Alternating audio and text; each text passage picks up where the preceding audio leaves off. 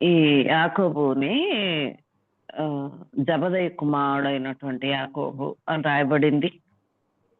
మరి పాత నిబంధన గ్రంథంలో యాకోబుకి ఏ రకమైనటువంటి మీనింగ్ ఉందో అదే అదే మీనింగ్ ఈ పేరుకుంది. అంటే తను తన అన్న మడిమను పట్టుకొని బయటకు వచ్చాడు కాబట్టి సబ్స్టిట్యూట్, వేరొకని బదులుగా ఉండేవాడు, వేరొకని బదులుగా వచ్చేవాడు అనేది ఆ యొక్క పాత నిబంధన గ్రంథపు యాకోబు యొక్క పేరుకి అర్థం. సో పేరు అదే కాబట్టి అదే అర్థం ఉంటుంది అనమాట. అయితే ఇక్కడ మనం చూసినప్పుడు పెద్ద యాకోబు అని కూడా, అంటే ఈ జేమ్స్ అనేటువంటి ఇంగ్లీష్ పదం యాకబ్ అనేటువంటి పదానికి బదులుగా వాడబడిన ఒకే అర్థం వచ్చేటువంటి పదం. అయితే మరి చూసినట్లయితే వీళ్ళ యొక్క వృత్తి, ఈయన మరి జబదయి కుమారుడు అని పిలువబడింది. యాక్చువల్గా జబదయి కుమారులు అని పిలువబడింది బైబిల్లో.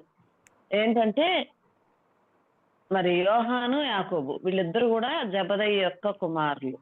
వాళ్ళు మరి వలలు కడుక్కుంటా ఉన్నప్పుడు బోట్స్ దగ్గర వలలు కడుక్కుంటా వాళ్ళ నాన్న ఆ జబదయి అనేటువంటి తన తండ్రి మరి వీరిద్దరు బ్రదర్స్ కూడా, అన్నదమ్ములు కూడా వలలు కడుగుతా ఉన్నప్పుడు యేసుక్రీస్తు ప్రభు మరి వారిని నన్ను వెంబడించండి అని పిలిచారు. అప్పుడు వాళ్ళు వాళ్ళ యొక్క వలలు, వాళ్ళ బోట్స్, వాళ్ళ తండ్రిని వదిలి మరి యేసుక్రీస్తు ప్రభుని వెంబడించారు అనే మాట మత్తయి సువార్త 4వ అధ్యాయం 21వ వచనంలో రాయబడి ఉంది.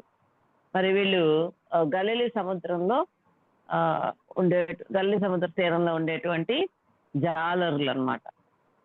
మరి ఈయన్ని పెద్ద యాకోబు అని ఎందుకు పిలిచారంటే ఇంకో యాకోబు ఉన్నాడు యేసుక్రీస్తు యొక్క శిష్యుల్లోనే. ఆ యాకోబుని చిన్న యాకోబు అని పిలిచారు. వీళ్ళిద్దరి మధ్య అంతరం తెలియజేయడానికి అలా పిలువబడింది. మరి ఇంకొకటి ఏంటి అంటే ఈ యాకోబు మరి యేసుక్రీస్తు యొక్క ఆంతరంగిక శిష్యుల్లో కోర్ గ్రూప్ లో ఒకడు. మరి యాకోబు, పేతురు, యాకోబు, యోహానుని మరి ఆంతరంగిక శిష్యులు లేకపోతే కోర్ గ్రూప్, చాలా దగ్గరగా ఉన్నటువంటి శిష్యులుగా చెప్పబడింది. అది పౌలు భక్తుడు కూడా మరి మనం పేతురు విషయంలో చెప్పుకున్నట్టే పౌలు భక్తుడు గలతీలు రాసిన పత్రికలో 2వ అధ్యాయం 6 నుంచి 9 వరకు చదివితే కనుక వాళ్ళు మరి ఆదిమ సంఘానికి స్తంభాల వంటి వారి పిల్లర్స్ అని పౌలు భక్తుడు కూడా రాశాడు. మరి వారిని నాయకులుగా, సంఘ నాయకులుగా కూడా రాశాడు. ఆ విధంగా యాకోబు కూడా మరి పౌలు భక్తుని వలన అక్కడ ఉదహరించబడ్డాడు, లేకపోతే చెప్పబడ్డాడు. ఎందువలన వీళ్ళు మరి కోర్ గ్రూప్ అయ్యారంటే యేసుక్రీస్తు ప్రభుకి సన్నిహితంగా జరగడం మాత్రమే కాదు, కానీ వాళ్ళ యొక్క పాత్ర మరి తర్వాత దినాల్లో ఆ సువార్త వ్యాపించడానికి వాళ్ళు తీసుకున్నటువంటి పాత్ర కూడా ఆ విధంగానే ఉంది. అంటే చాలా ప్రాముఖ్యమైనటువంటి పాత్రని వారు వహించారు. సంఘానికి బాధ్యులయ్యారు. సంఘాన్ని నడిపించడానికి, సంఘాలను కట్టడానికి దేవుడు వారికి అధికారం ఇచ్చాడు. మరి ఆ విధమైనటువంటి మనస్సునిచ్చాడు. అందువల్ల వాళ్ళు మరి యేసుక్రీస్తు యొక్క అంతరంగిక శిష్యులుగా మరి పిలువబడ్డారు. అంతేకాకుండా యాకోబు యొక్క ప్రత్యేకత ఏంటి అంటే మొట్టమొదట హతసాక్షి అయినటువంటి శిష్యుడు. అది మనకి అపోస్తల కార్యాలు 12వ అధ్యాయంలో చూస్తే 1-2 వచనాల్లో మనకు కనపడుతుంది. ఆయన ఖడ్గం చేత మరి తల నరకబడి చందించబడ్డాడు. మరి చూసినట్లయితే మరి ఈయన యొక్క గుణగణాలు ఎలాంటివి అని మనం ఆలోచన చేస్తే చాలా అంటే స్థిరమైనటువంటి విశ్వాసాన్ని మొట్టమొదట మనం చూస్తాం. మరి అంతేకాకుండా యేసుక్రీస్తు ప్రభు వీరికి యోహాను, యాకోబులు ఇద్దరికి కూడా ఉరిమిడి వారు అని పేరు పెట్టారు. ఈ జబదయి కుమారులు ఇరువురికి కూడా ఉరిమిడి వారు అని పేరు పెట్టారు. అంటే చాలా గట్టిగా, స్థిరంగా, అధికారపూర్వకంగా మాట్లాడేటువంటి వారు వీళ్ళిద్దరు కూడా. అంతేకాకుండా ఒక మంచి అంటే సువార్తను ప్రకటించాలి అనేటువంటి ఒక యాంబిషన్, కోరికున్నటువంటి వ్యక్తి, మన నమ్మకస్తుడు, తన నమ్మకత్వాన్ని జీవితం చివరి వరకు కూడా పాటించినటువంటి వ్యక్తిగా మనం చూస్తాం. మరి ఒక్కసారి లూకాసు వార్త 9:54 చదవండి. 9వ అధ్యాయం 54 చదవండి. నిజాయితీపరుడుగా ఉన్నాడు ఆయన, లాయల్ గా ఉన్నాడు యేసుక్రీస్తు ప్రభు వారికి, ఫెయిత్ఫుల్ గా కూడా ఉన్నాడు, నమ్మకంగా కూడా ఉన్నాడు. చదవండి. శిష్యులైన యాకోబును యోహానును అది చూచి, ప్రభువా, ఆకాశం నుండి అగ్ని దిగి వీరిని నాశనం చేయనట్లు మేము ఆజ్ఞాపించుట నీకు ఇష్టమా అని అడుగుదా. చాలా వాళ్ళు ఎంత పదునుగా ఉన్నారో చూడండి. ఆకాశం నుంచి అగ్ని దించుతాం అని అంటా ఉన్నారు. అంటే అంత అంత ఫియర్సీగా, అంటే అంతగా అసలు ఆ చెడుతనాన్ని, అక్కడ ఉన్నటువంటి భక్తి లేనితనాన్ని చూసినప్పుడు వాళ్ళు ఆ విధంగా స్పందించడం మనం చూస్తాం. అటువంటి నేచర్, అటువంటి బుద్ధి కలిగినటువంటి వ్యక్తులుగా మనం చూస్తాం.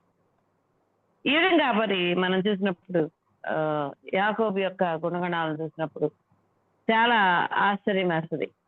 మరి చూస్తే కనుక నిజంగా తను ఎంతో ధైర్యవంతుడిగా మనకు కనిపిస్తాడు. మరి ధైర్యం అనేది భయం లేకుండా ఉండటం కాదు. Courage is not absence of fear. భయం లేని తరం కాదు, కానీ యేసుక్రీస్తు ప్రభుని వెంబడించడం వల్ల తనకి ప్రమాదం ఉంది అని తెలిసి కూడా మరి యాకోబు యేసుక్రీస్తు ప్రభుని వెంబడించాడు. ఎప్పుడైతే హింస బిగినైందో తను ఆ వెంబడించడం అనే దాన్ని వెనక్కి తగ్గల. అంటే క్రైస్తవ విశ్వాసం, లేకపోతే ఒక క్రైస్తవునికి ఉండేటువంటి ధైర్యం ఏంటి అంటే, అదొక సాహసం లాంటిది కాదు, అది నమ్మకత్వంతో కూడినటువంటి విధేయత. ప్రమాదం వస్తుంది అని తెలిసినప్పటికి కూడా నమ్మకత్వంతో కూడినటువంటి విధేయతని కనపరిచాడు ఈ యొక్క యాకోబు. దాన్ని ధైర్యం అంటాం. అంటే భయం లేకపోవటం కాదు, కానీ అదొక విధేయత. ఎదురుగుండా రిస్క్ ఉంది, ప్రమాదం ఉంది, డేంజర్ ఉంది అని తెలిసి కూడా అదే విధేయతని పాటించుకుంటా వెళ్ళటం అనేదే ధైర్యం. అంటే ఒక విషయం చెప్పబడుతుంది ఏంటి అంటే, ఎప్పుడైతే భయాలు హెచ్చినాయో అప్పుడు విశ్వాసం కూడా అంతకన్నా ఎక్కువగా హెచ్చు అవ్వాలంట. నిజమే, మన జీవితాల్లో భయాలు, రకరకాల విషయాల కొరకు భయాలు పెరుగుతూ ఉన్నప్పుడు విశ్వాసం కూడా అంతకంటే ఎక్కువగా పెరగాలంట. అది భయాన్ని ఎదుర్కొనేటువంటి పద్ధతి. తర్వాత చూసినట్లయితే కనుక ఈ యాకోబు ఇందాక చెప్పినట్లుగానే మొట్టమొదటిగా ఆత్మసాక్షి అయినటువంటి శిష్యుడు, అపోస్తలుడు. మరి అపోస్తల కార్యాలు 12వ అధ్యాయం 1-2 వచనాలు ఆయన యొక్క మరణాన్ని గురించి చెప్తా ఉన్నాయి. మరి చూసినట్లయితే మరి నిజానికి మరి ఆయన అలా హఠాత్తుగా చంపబట్టం అనేది మరి అదొక అపజయం కాదు. అంటే డెత్ అనేది, మరణం అనేది అపజయం కాదు, లేకపోతే విశ్వాసం యొక్క అపజయం కాదు మరణం. కానీ విశ్వాస్యత యొక్క ముద్ర అది. మరి యాకోబు యొక్క మరణము విశ్వాసం ఓడిపోయి మరణం చెందింది కాదు, అది ఆయనకున్నటువంటి విశ్వాస్యత ముద్రించబడింది ఆయన మరణం ద్వారా.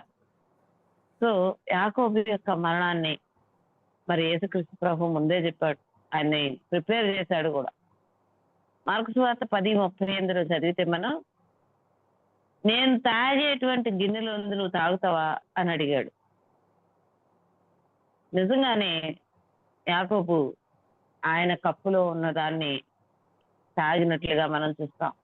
ఆయన యొక్క మరి శ్రమ కానీ, ఆయన యొక్క మరి ఆ యొక్క మరణం కానీ చూస్తే. కాబట్టి మనం ఏం అర్థం చేసుకోవాలి వాటిలోంచి అంటే, ఒక శ్రమ యేసుక్రీస్తు ప్రభు గురించి వచ్చింది అంటే అదొక అవకాశం ఆయన కొరకు సాక్ష్యం ఇవ్వడానికి.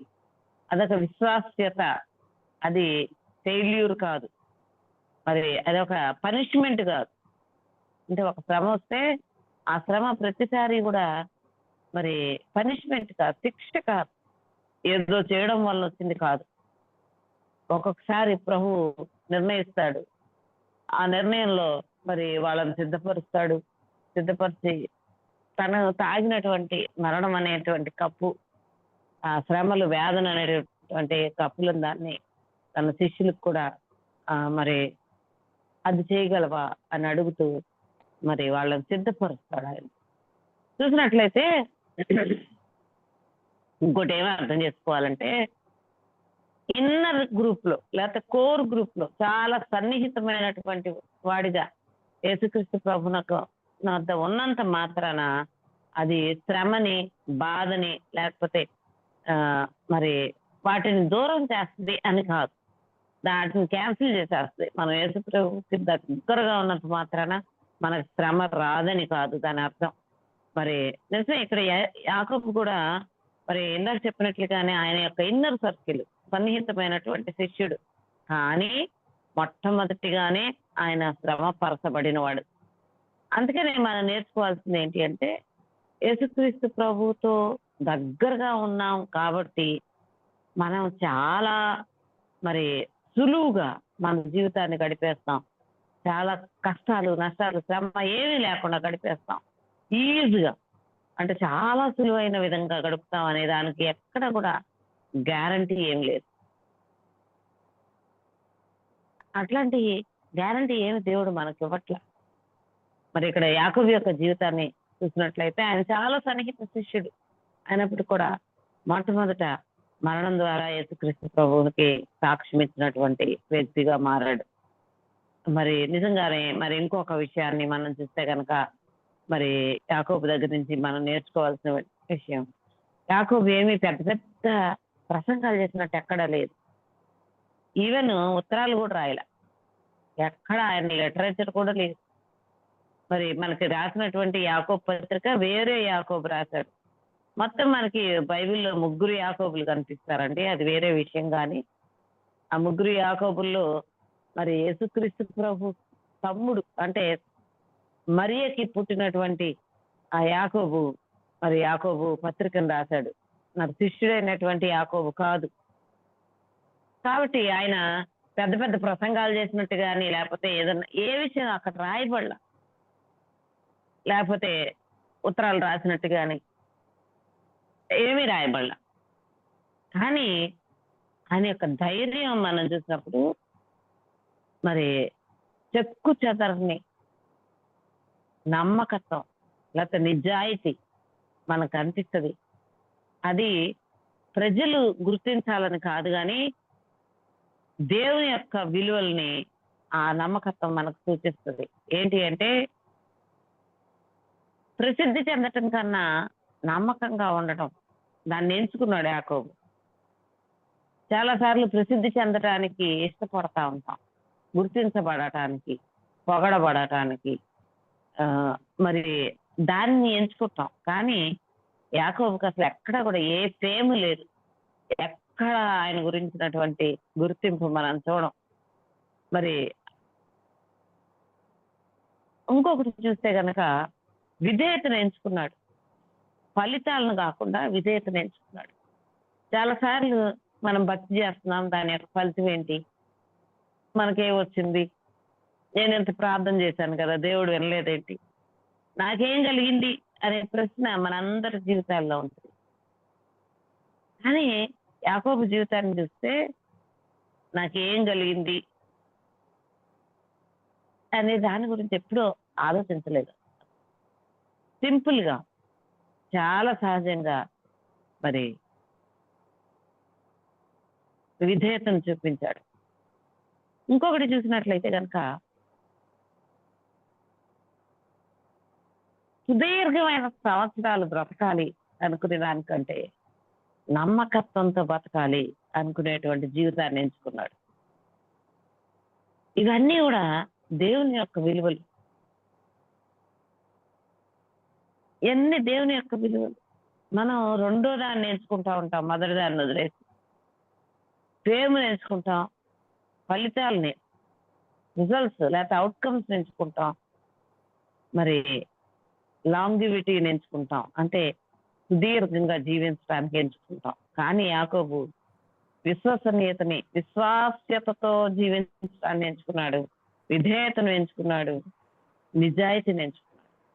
అది దేవుని దృష్టిలో విలువైనవి. తర్వాత మనం చూస్తే కనుక మనం ఒక వ్యక్తి మీదకి మరి ఒక సమస్య లేకపోతే ఒక శ్రమ వచ్చింది అంటే అది సువార్త నిమిత్తమై సాక్ష్యం ఇవ్వడానికి.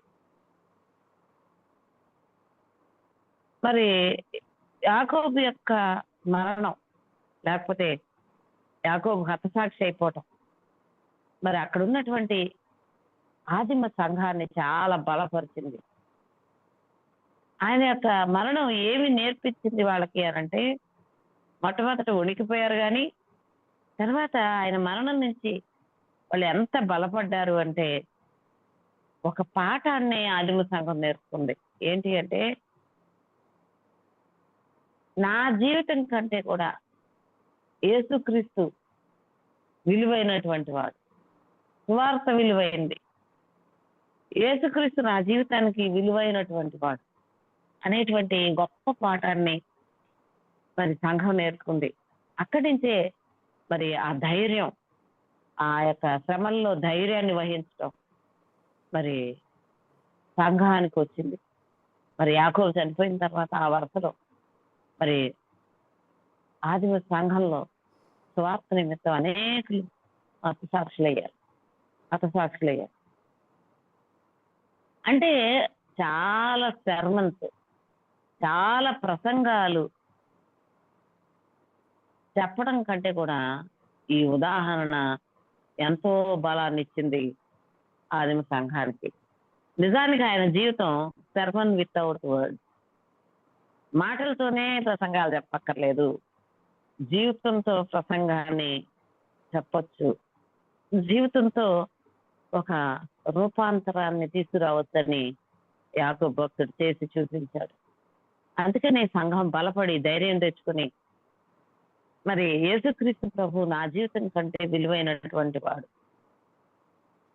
నా జీవితం అంత విలువైన వాడు అని సంఘం నేర్చుకుంది. మరి అందుకే అంత సులువుగా ఆదిమ సంఘంలో మరి ఆ శతాబ్దాల్లో, ఆ దశాబ్దాల్లో మరి ప్రాణాలు పెట్టేసి గొప్ప హతసాక్షులు అయ్యారు. సో మరి యాకోబు చేసింది అదే. ఆయన ఏం ప్రసంగాలు చేయలేదు, కానీ మాటలు లేకుండానే వారి ముందు ఎంతో గొప్ప ప్రసంగాన్ని, తన జీవితాన్ని ఉంచాడు. అయితే మనం ఏం చేయాలి అనే విషయాన్ని మనం గమనించాలి. మనం యేసుక్రీస్తు ప్రభుని వెంబడించేటప్పుడు సుఖంగా, సౌఖ్యంగా ఉండాలని వెంబడిస్తా ఉన్నామా, లేకపోతే దాని తాలూకా మనం ఒక బెల్లం చెల్లించాలి అనే విషయాన్ని అర్థం చేసుకుంటా ఉన్నామా? చాలాసార్లు మనకు వచ్చే శ్రమ, లేకపోతే మనకు వచ్చే తిరస్కారం, లేకపోతే మనకు వచ్చేటువంటి నష్టం, వీటన్నిటిని కూడా ఒక లాస్, నష్టంగా అనుకుంటాం. అంటే శ్రమని మనం నష్టంగా చూస్తాం, దాన్ని మనం సాక్ష్యంగా చూడం. ఒక శ్రమ మన మీదకి వచ్చింది అంటే అది నష్టం కాదు, కానీ టెస్టిమనీ, సాక్ష్యం అనే విషయాన్ని మనం అర్థం చేసుకోవాలి. అందుకని ఆ విధంగా ప్రార్థన చేసుకోవాలి మనం. మరి యాకోబుకి ఇచ్చిన ధైర్యాన్ని నాకు ఇవ్వండి. నిశ్చలంగా స్థిరంగా నుంచోటానికి, లోతుగా ప్రేమించడానికి, విశ్వసనీయత కలిగి విశ్వాస్యత కలిగి జీవించడానికి నాకు కూడా ఇవ్వండి అటువంటి విశ్వాసం. ఎందుకంటే నేను ఎప్పుడైనా వెల చెల్లించాల్సి వచ్చినప్పటికీ కూడా ఇవన్నిటినీ నాకు ఇవ్వండి అని మనం కూడా ప్రార్థన చేసుకోవాలి. మరి చూసినట్లయితే అనేక విషయాలు, మరి ఇన్ని విషయాలు బైబిల్లో కూడా రాసిలేవు కానీ అనేక విషయాలు ఆయన జీవితంలోంచి మనం నేర్చుకోవచ్చు. మరి ఎంతగా మరి ఆత్మీయమైన పాఠాలు యాకోబు యొక్క జీవితం నేర్పిస్తుందో అంటే, యాకోబు చాలా చాలా ఎమోషనల్, భావోద్వేగాలు కలిగిన వాడు. మనం చూసాం కదా, వీళ్ళ మీదకి అగ్ని తీసుకురానా నేను అనేస్తున్నాడు. అయినప్పటికీ కూడా యేసుక్రీస్తు ప్రభు ఆయన్ని ఎన్నుకున్నాడు. అంటే యేసుక్రీస్తు ప్రభు అసంపూర్ణులైనటువంటి ఇంపర్ఫెక్ట్, సంపూర్ణత లేని వారిని ఎన్నుకుంటాడు ఆయన. ఆయన ఆయన అంగీకరిస్తాడు అటువంటి వారిని. ఆ విషయం మనకి యాకోబు జీవితంలో మనకు కనిపిస్తానే ఉంటది. రెండవదిగా ఏం పాఠం ఉందంటే మనకి యేసుక్రీస్తు ప్రభువుకి మరింత దగ్గరగా జరగడం ద్వారా మనలో రూపాంతరం కలుగుతుంది. మరి యాకోబు చాలా దగ్గరగా నడిచాడు యేసుక్రీస్తు ప్రభుకి. దాని ద్వారా విధేయత నేర్చుకున్నాడు, తగ్గింపు నేర్చుకున్నాడు, ధైర్యాన్ని నేర్చుకున్నాడు. సో యేసుక్రీస్తు ప్రభు దగ్గరగా నడవటం మనల్ని మారుస్తుంది, రూపాంతరం పొందిస్తుంది. పిరికివారైనటువంటి వారిని ధైర్యవంతులు చేస్తుంది. మరి హెచ్చింపు స్వభావం కలిగిన వాళ్ళని తగ్గించుకునే స్వభావం తీసుకొస్తుంది. సో మన జీవితాలని మార్చబడాలి, మన జీవితంలో విషయాలు మార్చబడాలి, మన విలువలు మార్చబడాలి, మన యొక్క ఉద్దేశాలు మార్చబడాలి అని అంటే యేసుక్రీస్తు ప్రభుకి దగ్గరగా వెళ్ళాలి. అప్పుడే క్రీస్తు ప్రభు వారి విలువలు మనలోకి వస్తాయి. మరి నిజంగానే విశ్వాసము మరి దేన్నైనా సరే డిమాండ్ చేస్తుంది అనే విషయాన్ని కూడా మనం యాకోబు యొక్క జీవితంలో మరి నేర్చుకుంటాం. మరి యాకోబు యేసుక్రీస్తు కొరకు చనిపోవడానికి సిద్ధపడ్డాడు. ఆయన విశ్వాసం కేవలము మాటలు కాదు, అప్పగించబడటం. అప్పగించుకున్నాడు తను తాను. ఆయన జస్ట్ మాటలు చెప్పలేదు, ఆయన ఆయన యొక్క సాక్ష్యాలు. ఆయన తను తాను అప్పగించుకున్నాడు. ఆ విషయాన్ని మనం గమనించాలి. ఇంకొక పెద్ద విషయం ఏంటంటే, చాలా చిన్న జీవితం జీవించాడు యాకోబు. చాలా ఎర్లీగానే మరి ఆయన్ని మరి చంపించాడు రాజు. చాలా ఎర్లీగా చంపించాడు. అంటే ఆ ఆదిమ సంఘంలో చాలా ఎర్లీగా చనిపోయినటువంటి భక్తుడు మరి యాకోబే. చాలా షార్ట్లీ, చాలా తక్కువ సమయం జీవించాడు. ఆయన యొక్క పరిచర్య కూడా చాలా చిన్నది, ఇట్స్ వెరీ బ్రీఫ్. అయినప్పటికీ కూడా మరి ఆయనకి ఏదైతే జరిగిందో నిత్యమైనటువంటి ప్రభావాన్ని వదిలి వెళ్ళాడు ఆయన. సంఘంలో ఒక పెద్ద, ఆ సంఘంలో చక్కగా శర్మలు వింటున్నారు, పేతురు ఇంకొకళ్ళు శర్మన్స్ ఇస్తుంటే వింటున్నారు, కూడుకుంటున్నారు, అన్ని కలిసి తింటున్నారు, ఉన్నది లేనిదే అమ్మేసుకుని వచ్చి ఒక దగ్గర పెడుతున్నారు, అందరికీ భోజనం పెట్టబడతా ఉంది. మరి అందరూ చక్కటి విషయాలను వింటా ఉన్నారు, ఆత్మీయంగా ఎదుగుతా ఉన్నారు, అన్ని బాగానే ఉంది. కానీ ఆయన యొక్క మరణం సంఘంలో పెద్ద కలకలం రేపింది. మరి ఆయన యొక్క అంటే యేసుక్రీస్తు ప్రభు వారితో సాగడం అంటే ఏంటి అనేది మరి నిజానికి ఈయన మరణం ద్వారానే సంఘం తెలుసుకుంది. అందుకని ఆయన మినిస్ట్రీ చిన్నదైనప్పటికీ, అంటే ఆయన పరిచర్య చిన్నదైనప్పటికీ కూడా మరి ఆయన యొక్క విశ్వసనీయత ఎప్పటికెప్పటికీ మాట్లాడుతూనే ఉంది. అదే ఒక దీర్ఘకాలికమైన లేకపోతే శాశ్వతమైనటువంటి ప్రభావాన్ని సంఘం మీద చూపించింది అనడానికి ఏ విధమైనటువంటి సందేహమే లేదు. అందుకని మరి మనం కూడా ప్రార్థన చేయాల్సిన విషయాలు ఏంటి అంటే, మన యొక్క ప్యాషన్, మన కోరికల్ని మనం దేవుని చేత రూపుదిద్దపడాలి అని ప్రార్థన చేయాలి. మన యొక్క కోరికలు, మన యొక్క ఇష్టాలు అన్నీ కూడా విధేయతలోనికి రూపుదిద్దపడాలని మనం ప్రార్థన చేసుకోవాలి. మరి ఆయన్ని విశ్వాస్యతతో వెంబడించటం, దాని తాలూకా కాస్ట్, వెల చెల్లించాల్సినప్పటికి కూడా ఆయన్ని విశ్వాసంతో వెంబడించడం అనేది చాలా చాలా, నేను విశ్వాసంతో వెంబడించడానికి నాకు కృప దయచే అని మనం కూడా ప్రార్థన చేసుకోవాలి. మరి ఒక ప్రత్యేకమైన జీవితం యాకోబుది. మరి ఎన్నో పాఠాలు మనకి నేర్పుతుంది. మరి యేసుక్రీస్తు ప్రభుకి ఇంకా దగ్గరగా జరగడానికి మనల్ని తీసుకెళ్తుంది.